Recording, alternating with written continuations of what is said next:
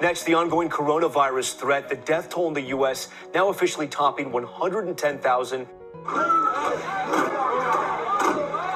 But it's also an economic crisis, and today is the first of the month, and that means bills are often due.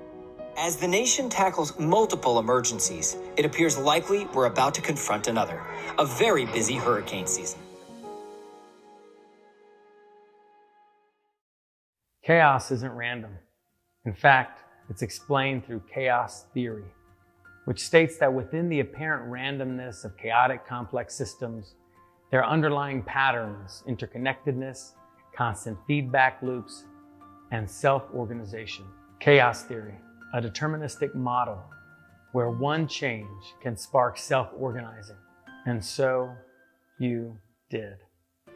Organizing for families being torn apart, coming together to say enough is enough when keeping our families safe, demanding social justice allies be lifted up as we battle for equality and to protect our planet, and self-organizing to send a clear message that when our politicians weren't representing us, we knocked more doors, made more calls, donated more money, and orchestrated a new chapter in Virginia history.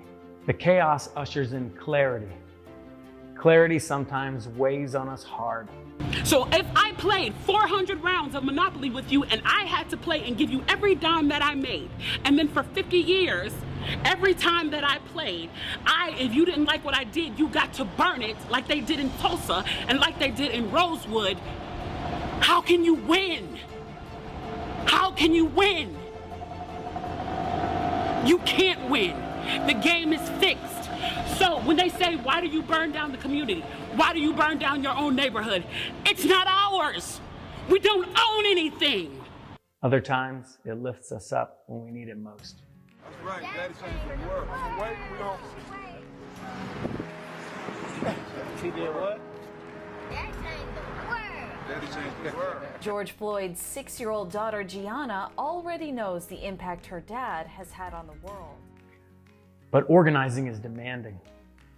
This work takes its toll, and with the lows filled with anxiety and exhaustion, come the highs and the chaos that brings us together.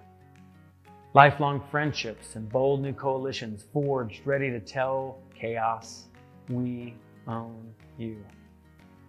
Organizing with grit, claiming every inch of new ground, we will do so keeping these 3 principles in mind. Number 1, fight, ignore, engage. There are few bullies that we must fight, as we won't be trampled on. Then there are a few more voices just looking for attention, which we need to ignore. But the vast majority of our friends and neighbors must be engaged. The wisdom comes in understanding these 3 groups. How we explain that when someone is cruel or acts like a bully, you don't stoop to their level. No, our motto is, when they go low, we go high.